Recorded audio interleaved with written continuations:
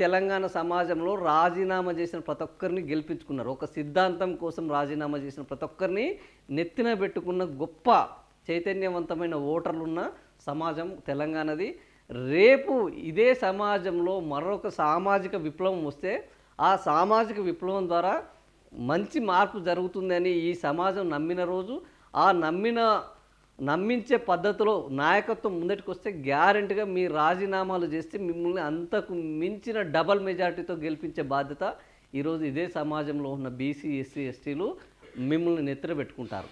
అందుకు బీసీలు భయపడాల్సిన అవసరం లేదు, బీసీ నాయకులు బెదిరిపోవాల్సిన అవసరం లేదు.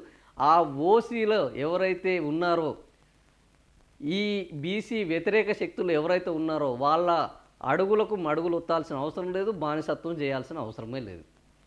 ఇంకా కూడా సిగ్గు శరం లేకుండా మమ్మల్ని మీరు మద్దతు ఇస్తే మేము ఢిల్లీని ఢీ కొడతాము, గల్లీలను ఏకం చేస్తాము అని మాట్లాడే ఈ అహంకార పూరిత ధోరణిని ఇప్పటికైనా అణిచివేయకపోతే ఖచ్చితంగా ఈ సమాజము ఇంకా చాలా నష్టాన్ని చవిచూడించే ప్రమాదం ఉంది. ఇప్పటికైనా మేలుకోవాలి, బీసీ సమాజం ఏకం కావాలి.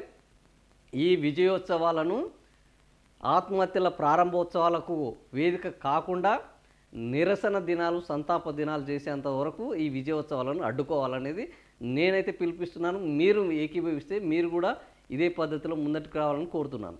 సో ఇది ఈరోజు